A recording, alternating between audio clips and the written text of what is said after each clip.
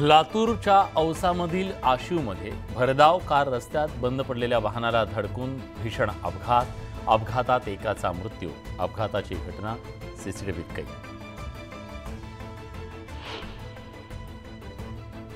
जालन्याच्या भोकरदन उपविभागीय अधिकारी कार्यालयावर शेतकऱ्यांचा मोर्चा। शेतीमालाला योग्य भाव देण्याची मागणी।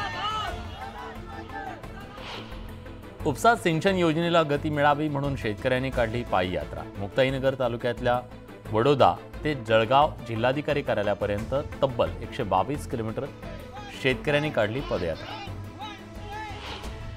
सांगलीच्या जतमधील दुष्काळग्रस्तांचे अंकलगी परिसरात आमरण उपोषण। कोरडे पडलेले तलाव म्हैसाळ सिंचन योजनेतून भरून द्यावे आणि लवकरात लवकर म्हैसाळ सिंचन योजना मार्गी लावण्याची मागणी।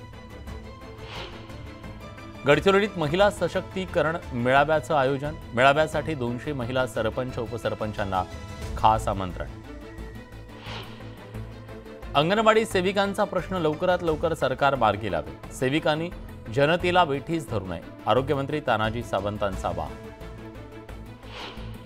जळगावच्या न्यूज18 लोकमतच्या बातमीचा दणका।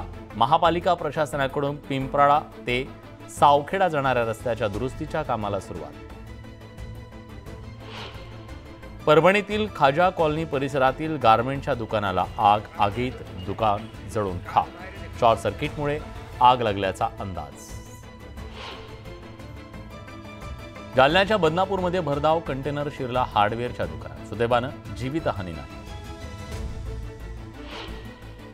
बारामतीत अवकाळी पावसाची हजेरी। अवकाळीमुळे पिकांना फटका बसण्याची शक्यता।